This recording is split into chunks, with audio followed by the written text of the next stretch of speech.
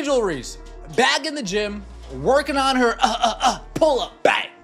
Working on her midi, working on her mid-range game, 15 to 17 feet out, being able to create some space for herself. Yes, this looks embarrassingly slow. No, it is not in slow motion. This is just what we have to work with right now. What's the difference between a productive workout and a social media stunt? That's the question basketball fans are asking after Angel Reese's leaked training video showed her practicing long-range jumpers despite shooting a dismal 39.1% from the field last season, while Caitlin Clark and the Fever are grinding with coaches on skills that directly translate to game situations. Reese is ignoring her biggest weakness, finishing at the rim where she shot just 44.5% from less than 5 feet. Is this a recipe for rookie development or a blueprint for career stagnation? Let's break it down. Let's get it! Knockdown! Bang! Hey man, we got a fire on the poop deck. Watch out! Watch out! Watch out! 4!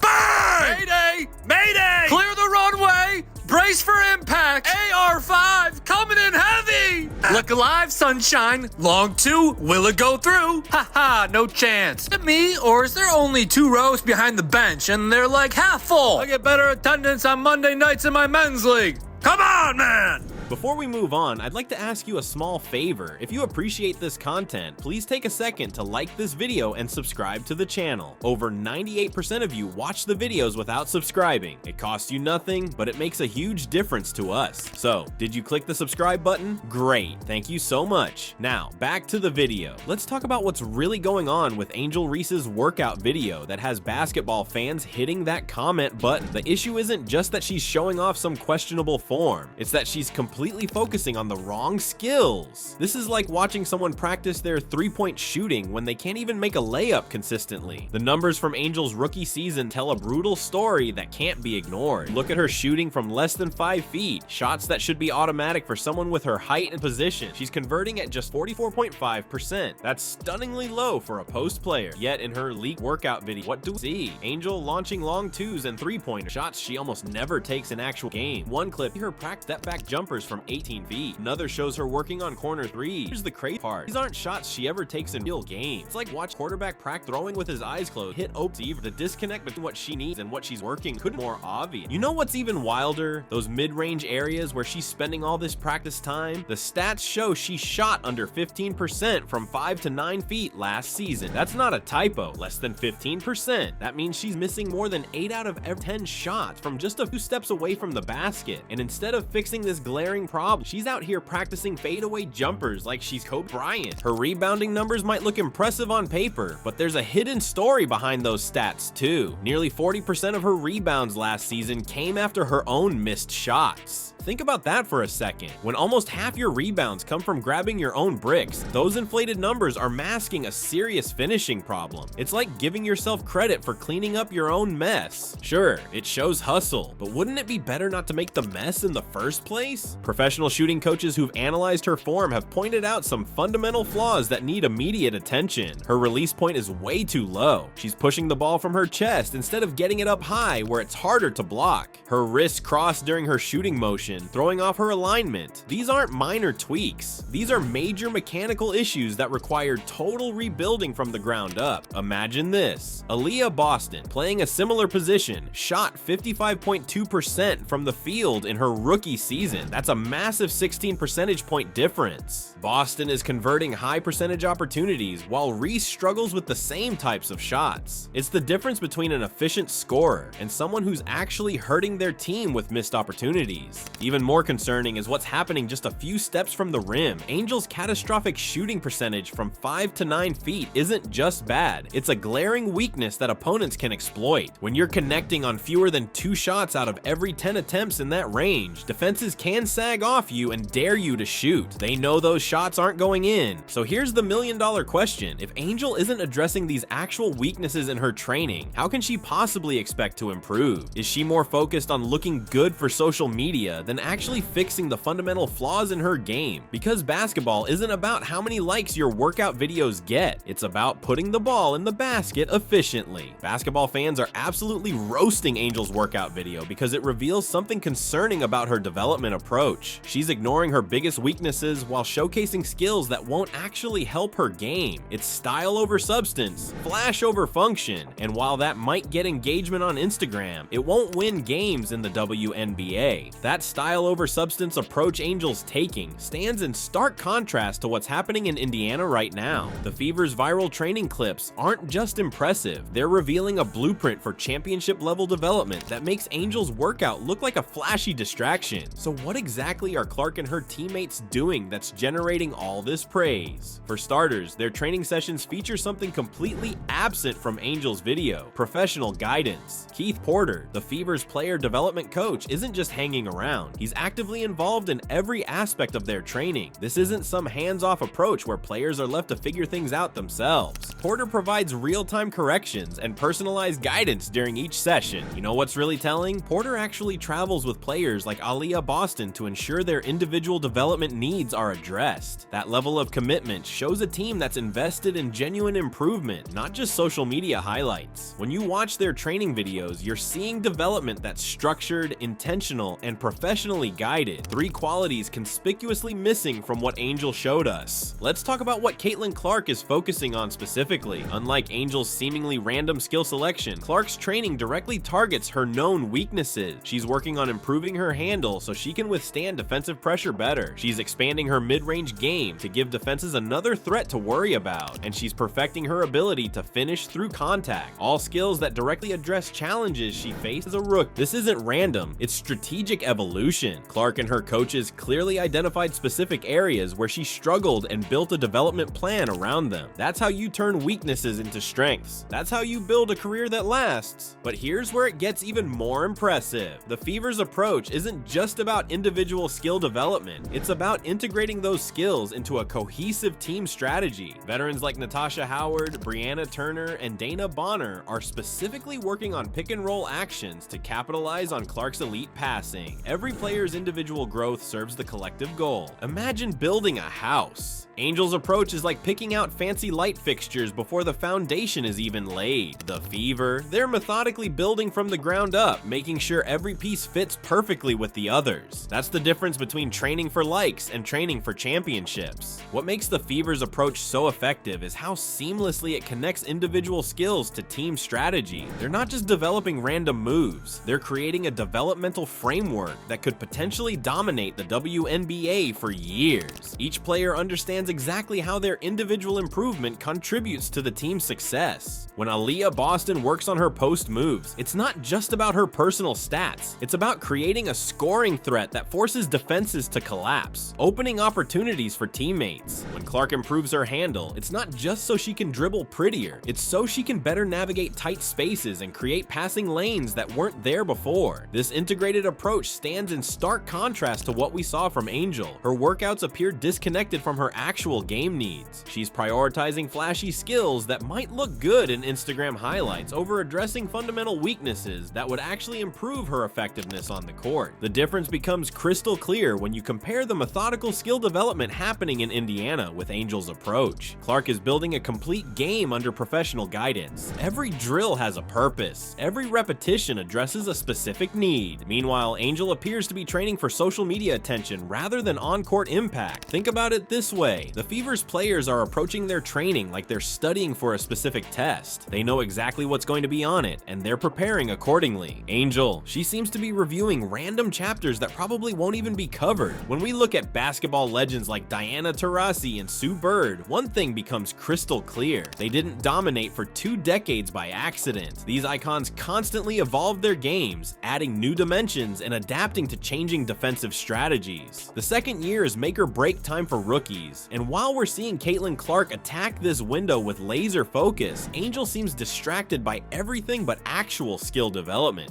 What's concerning for Sky fans is how Angel's marketing value is overshadowing her on-court contributions. History doesn't lie. Only skill development creates staying power in this league. The WNBA spotlight can be unforgiving and fleeting. Will Angel recognize this before it's too late?